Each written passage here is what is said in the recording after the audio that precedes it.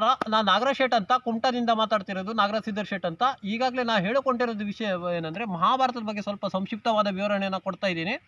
ಈಗಾಗಲೇ ನಾವು ಮಹಾಭಾರತ ಮತ್ತು ರಾಮಾಯಣಕ್ಕೆ ವಿಷಯಕ್ಕೆ ಹೋಲಿಸಿದರೆ, ಈಗ ರಾಮನಾದವನು ವನವಾಸಕ್ಕೆ ಹೋಗ್ತಾನೆ.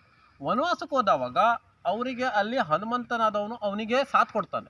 ಸಾಥ್ ಕೊಟ್ಟಿರೋದ್ರಿಂದ ಅವ್ರು ಏನು ಮಾಡಬೇಕಂದ್ರೆ, ಈಗ ರಾಮಾಯಣದಲ್ಲಿ ರಾಮನು ವನವಾಸಕ್ಕೆ ಹೋಗ್ಬೇಕಾದ್ರೆ ಅವ್ರು ರಾಮನ ಕಡೆಯವರು ಯಾರೂ ಸಾಥ್ ಕೊಡೋದಿಲ್ಲ ಆತನಿಗೆ. ಯಾಕಂದರೆ ಸೀತೆಯನ್ನು ಕರು ತೊಗೊಂಡು ಬರಬೇಕಾದಲ್ಲಿ ಆಗ ಹನುಮಂತನ ವಾನರ ಸೇನೆ ಸಾಥ್ ಕೊಡ್ತದೆ. ಯಾಕೆ ಕೇಳಿದರೆ, ಅವರು ರಾಮನಿಗಿಂತ ಬಡವರಾಗಿರ್ತಾರೆ, ಅವ್ರಿಗಿಂತ ಬಡವತನದಲ್ಲಿ ಕೆಳಗಿರ್ತಾರೆ ಅವರು.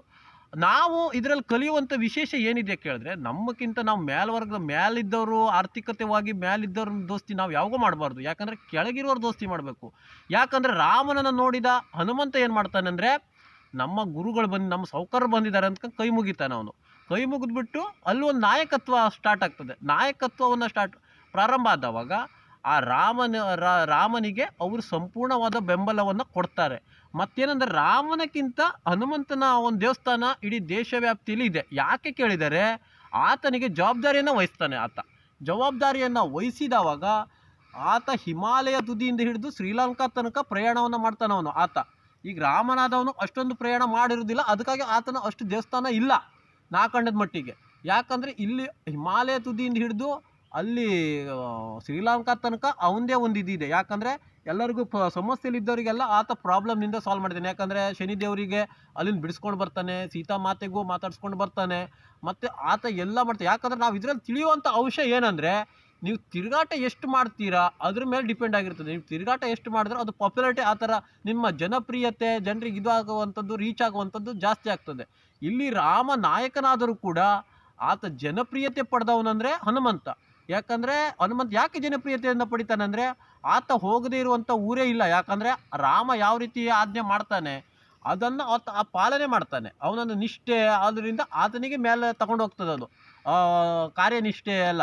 ಅದಕ್ಕಾಗಿ ನಾವು ಇದರಲ್ಲಿ ತಿಳಿಯುವಂಥದ್ದೇನೆಂದರೆ, ನಮ್ಮಕ್ಕಿಂತ ನಮ್ಮದು ಆರ್ಥಿಕವಾಗಿ ಯಾರು ಹಿಂದೆ ಇರ್ತಾರೆ, ಕಡಿಮೆ ಇರ್ತಾರೆ, ಅವ್ರದ್ದು ಗೆಳೆತನ ಮಾಡಿದರೆ ನಾವು ಕೆಸರಿನಲ್ಲಿ ಅರಳಿದ ಕಮಲ ಏನು ಅಂತೀವಲ್ವ, ನಮಗೆ ಕಮಲ ಅರಳೋದಕ್ಕೆ ಕೆಸರೇ ಸಪೋರ್ಟ್ ಮಾಡ್ತದೆ, ಬಿಟ್ಟರೆ ಕಮಲ ಅರಳೋದಕ್ಕೆ ಕಮಲ ಯಾವಾಗೂ ಸಪೋರ್ಟ್ ಮಾಡೋದಿಲ್ಲ, ಬೆಂಬಲವನ್ನು ಕೊಡೋದಿಲ್ಲ. ಆ ಒಂದು ನಿಟ್ಟಿನಲ್ಲಿ ಈಗಾಗಲೇ ನಾವು ಮಹಾಭಾರತದಲ್ಲೂ ಕೂಡ ಶ್ರೀಕೃಷ್ಣ ಅವ್ರ ಮನೆಯವರು ಯಾರು ಅವನಿಗೆ ಬೆಂಬಲವನ್ನು ಮಾಡೋದಿಲ್ಲ.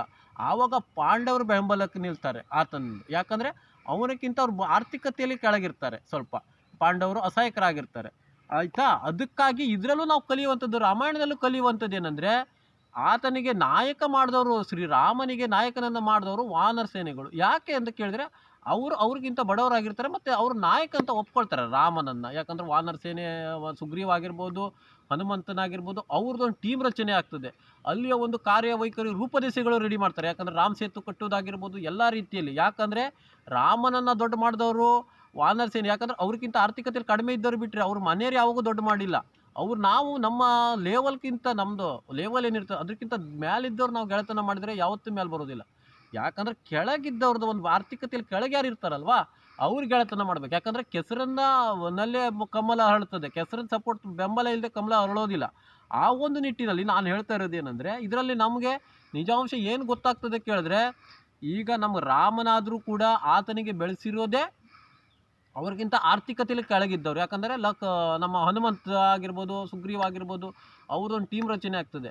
ಅಲ್ಲಿ ನಾಯಕತ್ವ ಹುಟ್ಟುಕೊಂಡು ಇದು ಆಗ್ತದೆ. ನಮಗಿಂತ ನಾವು ಆರ್ಥಿಕತೆಯಲ್ಲಿ ಕೆಳಗಿದ್ದವ್ರನ್ನ ನಾವು ಗೆಳೆತನ ಮಾಡಬೇಕು. ಅದು ಬಿಟ್ಕೊಂಡು ಮೇಲಿದ್ದವ್ರು ಮಾಡಿದ್ರೆ ನಮ್ಗೆ ಅವರು ದೃಷ್ಟಿಯಲ್ಲೇ ನೋಡ್ತಾ ಇರ್ತಾರೆ ಅವರು.